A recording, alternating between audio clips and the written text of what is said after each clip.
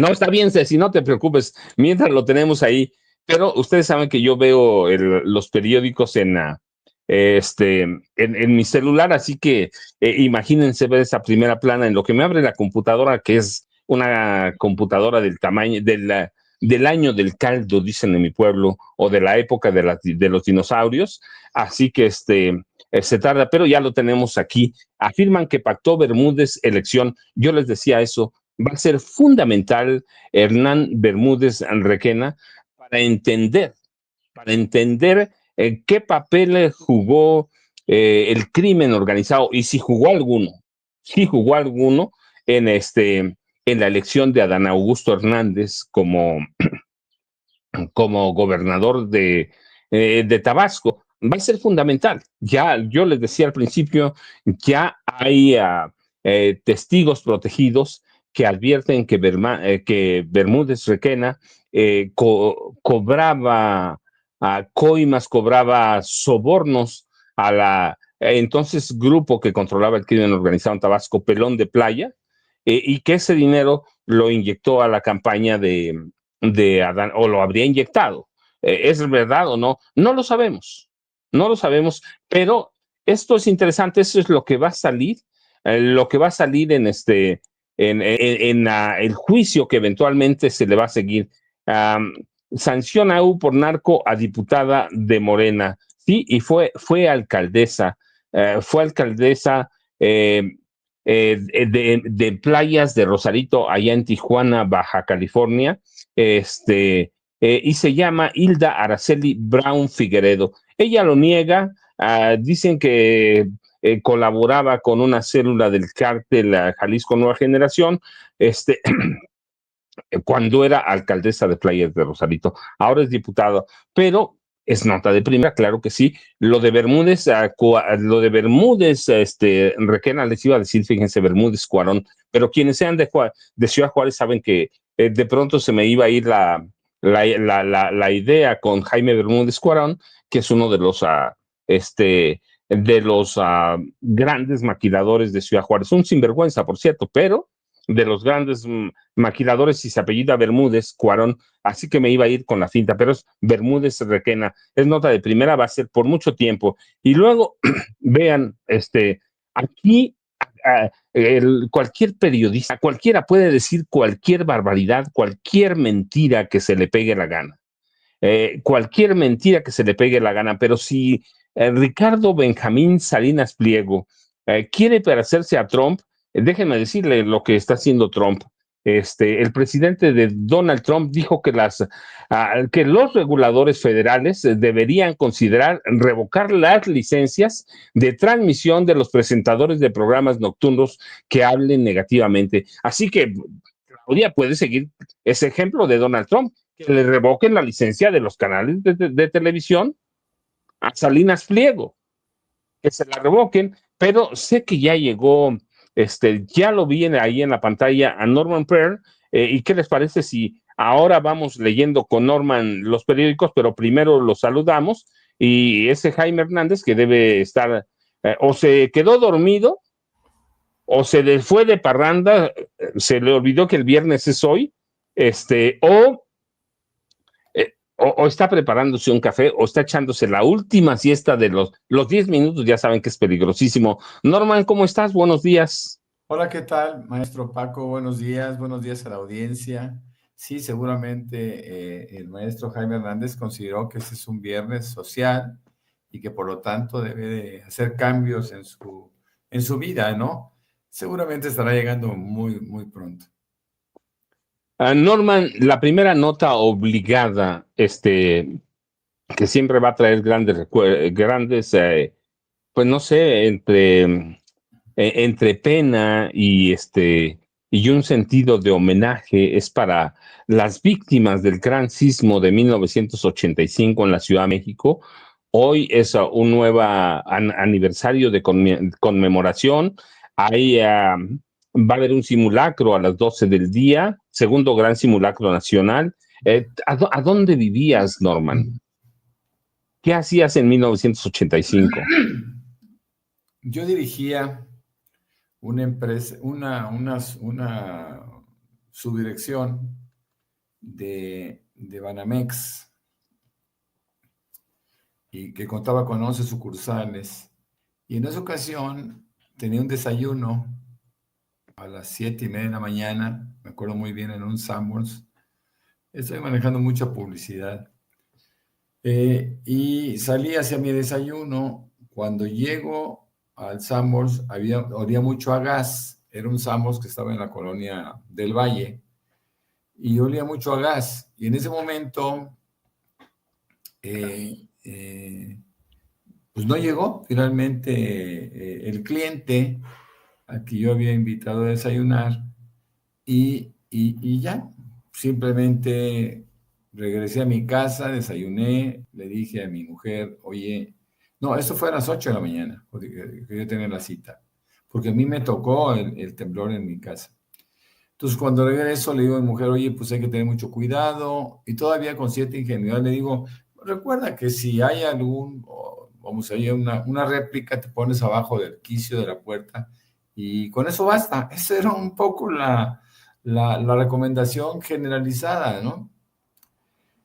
Me fui a la subdirección,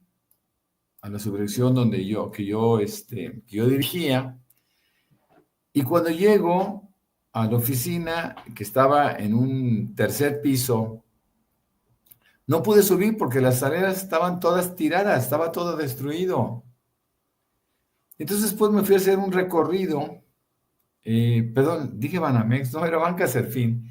Hice un recorrido por sucursales y en mi recorrido me di cuenta que prácticamente todas estaban tiradas porque era Roma Norte, básicamente, donde yo estaba. Entonces llegué a Avenida Cuauhtémoc y se había caído el edificio que era de 8 pisos.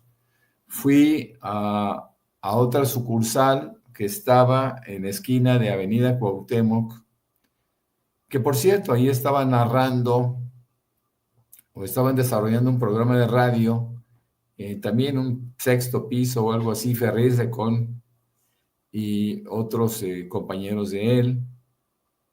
Supimos que él llegó, quedó entre los escombros, inclusive compañeros de Banca Serfín fueron a sacarlo de entre los escombros, se subió una motocicleta con un motociclista de la policía y lo llevaron a un hospital según nos refirieron.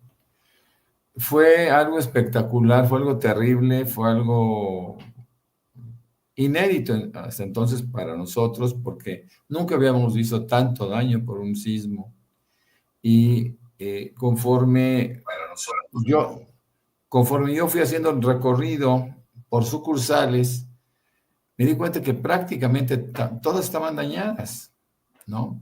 Y entonces, como una fuente más o menos fidedigna, tomamos a Jacobo Zabludowski, porque él iba narrando desde su coche lo que estaba pasando, y coincidíamos. El daño era terrible, era algo espectacular, era algo, bueno, pavoroso. Solamente se veía polvo en todas las calles, ¿no? Me refiero básicamente a Roma Norte, que fue donde yo anduve más, ¿no? Ya no fui al centro histórico, ya no fui a ningún otro sitio porque me di cuenta que el daño había sido terrible y que había muchas personas que habían fallecido.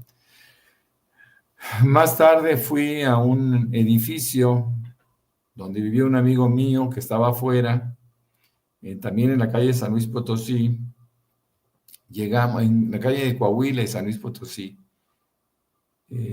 No, era San Luis Potosí primero y después en Coahuila. En 2 calles hubo 2 derrumbes. En uno de ellos vivía un amigo mío que estaba afuera y todavía tratamos de entrar para sacar algunas cosas, pero era imposible. Fue terrible.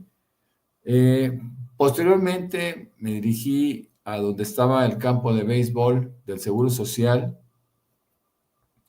y ahí empezó a ser una gran funeraria. Empezaron a llegar féretros, empezó a llegar gente y que iba a identificar a sus deudos o iba a buscar a sus familiares o a sus amigos, y eran unas escenas terribles, unas escenas de dolor, y muy, muy, muy triste, fue muy, muy triste, fue algo que ojalá que el mundo no tenga que volver a vivir. Después de eso, supimos de varios eventos terribles en el mundo, pero nuestra experiencia en la Ciudad de México fue algo, pues, inenarrable. Lo que yo pueda decir así, de una forma tan rápida,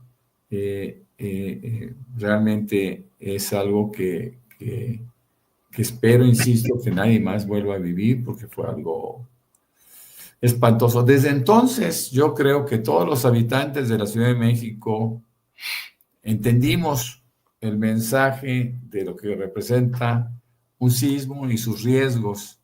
Y cuando al día siguiente, que también andaba yo en la calle, me tocó la réplica, una réplica muy fuerte, fue terrible. Estaba yo en la Colonia del Valle, en la calle de Xola, caminando, iba a comprar justamente unos periódicos y de repente, cuando viene el sismo, veo digo, que se está quemando un transformador en una esquina. Corría la gente, llegó una señora bastante mayor y me abrazaba y me decía que tenía mucho miedo y que esto era producto de nuestro comportamiento, ¿no? De nuestro mal comportamiento. En fin, fueron muchas sensaciones tristes y pues este día siempre estará en la memoria de todos nosotros. Cambiamos el chip de lo que era un sismo y entendimos que los riesgos de un sismo, que además son incalculados, pues son muy, muy grandes. Yo venía de Tampico, yo soy de Tampico, y en Tampico pues teníamos ciclones, me tocaron varios ciclones. El Hilda cuando yo era muy chico, y el Inés que yo viví como adolescente, pero bueno, los ciclones pues, finalmente se podían prever y sabíamos en cuánto tiempo llegaría, etcétera, etcétera, y nos protegíamos de diferentes formas. Pero el sismo no, y para mí el sismo era una cosa diferente, ¿no? Qué bueno que ahora se hacen estos ensayos, por así decirlo, en donde nos dan un poquito de tiempo para podernos poner a salvo, o por lo menos tratar de encontrar una alternativa mejor para evitar tantos daños. Así que estos ejercicios, esos trabajos que se están haciendo, que seguramente pronto y en poco tiempo serán todavía más eficientes, y ojalá que nos dieran más minutos para poder ponernos a salvo, ¿no? Para que la gente en zonas sísmicas pueda protegerse. Yo vivo en Querétaro, y en Querétaro, hasta donde yo recuerdo, pues las sensaciones de los sismos son muy pequeñas, y siempre desde que llegué me decían, no, es que aquí no hay sismos, ¿no? Pero también entiendo que la falla de San Andrés, que surge por allá, por California, el sur de California, en los Estados Unidos, cruza, según entiendo, entre Ensenada y Tijuana, por ahí de la Rumorosa, y luego se va por toda la costa, pasa por Querétaro, según me comentaban, ¿no? Eso habría que investigar en detalle, pero bueno, es una buena oportunidad para avanzar en la protección de todas las comunidades y que tengamos claro lo que es un sismo, ¿no? Nosotros lo aprendimos lamentablemente en 85 en la Ciudad de México. Y antes de presentarle al maestro Jaime Hernández, y de veras el único corresponsal de guerra que yo reconozco en este país, solo para recordar, 19 de septiembre de 1985, 7 de la mañana con 19 minutos. México experimentó un temblor de magnitud de 8.1, el mayor en su historia, y a lo largo de 90 segundos, más de 200 edificios se desplomaron en la Ciudad de México, causando así una tragedia en miles de familias, pero yo digo en millones, porque todo el país quedó marcado por por este gran sismo, este terremoto. Yo recuerdo mucho las crónicas y relatos que había entonces. Se afirma que en el ambiente de la capital mexicana se respiraba el olor a muerto por la cantidad de personas que quedaron atrapadas bajo los escombros, y los equipos de rescate no se daban abasto para atender todas las edificaciones colapsadas. A todos estos años de distancia, todavía no sabemos, no conocemos la cifra exacta de muertos o de víctimas mortales. Sin embargo, organizaciones de damnificados estiman el número en al menos 10,000 y unos 30,000 heridos. Sí, 7 de la mañana con 19 minutos. 19 de septiembre de 1985, una de las grandes tragedias de este país. Yo déjeme decirles nada más,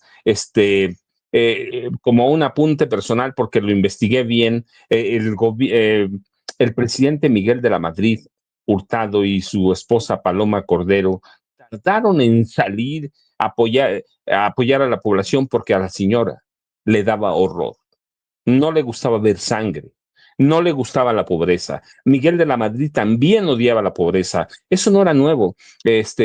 En noviembre anterior, el 19 de noviembre de 84, recuerdan, hubo una gran explosión o una serie de explosiones en San Juanico, en una estación de gas de Pemex, pero en realidad se había originado en una estación de gas de Unigas, se llamaba, y hubo también miles de muertos. Desaparecieron por lo menos 6 manzanas con todos los habitantes, y la señora nunca quiso llegar a esa zona porque le daba horror a los muertos. Muchos años después de que pasó, encontré a un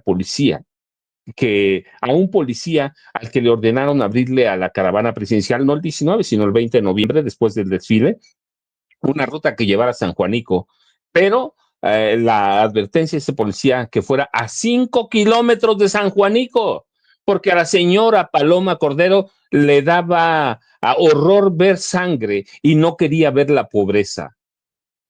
Así que por eso Miguel de la Madrid se tardó en salir. Salieron él y la señora cuando ya todo el pueblo estaba organizado. La Ciudad de México ya estaba trabajando en el rescate, y Paloma Cordero no quería salir porque le horrorizaba la pobreza de este país. Ese era Paloma Cordero y ese era Miguel de la Madrid. Ese es mi apunte, pero discúlpame Jaime Hernández por hacerte esperar tanto, pero además porque llegaste tarde. Pero, Jaime, ¿a dónde vivías el 19 de septiembre de 1985? ¿Qué recuerdos te trae? ¿Cómo vemos esta fecha, Jaime? Tú eres corresponsal de guerra, has visto el horror en en no sé en cuántos países, has visto la guerra, has visto la desolación, el olor a muerte, pero ¿qué te recuerda en México?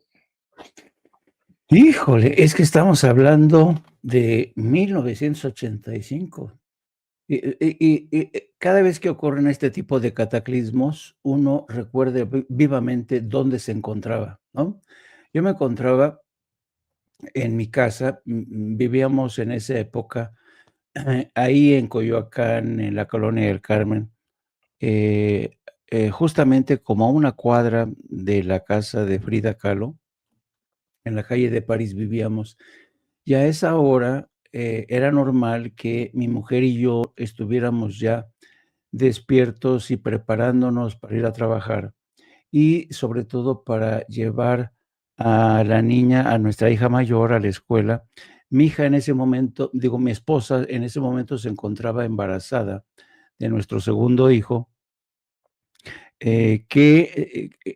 todos esos niños, de mujeres embarazadas de 1985 se conocieron como los niños del temblor, porque desarrollaron una fobia a viajar en aviones, a subirse a juegos por ejemplo, a la montaña rusa. Fueron niños, mi hijo menor, que ahora tiene, ¿qué? Ya 40 años, pues, y que es médico psiquiatra, pues, estaba en el vientre de su madre Total que, por fortuna, en la zona sur de la Ciudad de México no fue, la destrucción tan severa como lo fue a partir, como decía bien Norman, de la Roma, de la del Valle, y me acuerdo que ese día yo trabajaba en Excelsior y intenté comunicarme con la redacción del periódico, y me acuerdo que el periódico me dijeron: "Está todo destrozado a nuestro alrededor, sobrevivimos de milagro, el periódico está en pie". ¿Se acuerdan cuando Excelsior estaba en la esquina de Bucareli y Reforma? Lo que se conocía como la esquina de la información, pero todo alrededor estaba prácticamente hecho añicos. Como no había medio de transporte posible, me tuve que ir caminando de mi casa en Coyoacán hasta el periódico y, a lo largo del camino no iba recogiendo testimonios de la gente, de la devastación, y todo esto, visto en retrospectiva, era como un escenario distópico, ¿no?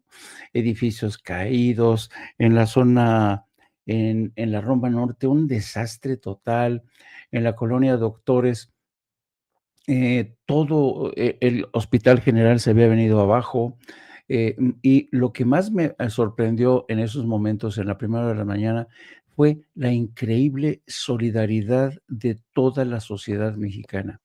Vecinos ayudando a sus vecinos, mucha gente vino desde distintos puntos de la ciudad y luego, recuerdo que en aquel entonces estaba, Raimundo Rivapalacio, también estaba en Excelsior, y nos fuimos en una moto a hacer un recorrido adicional y íbamos tratando de aportar información como podíamos.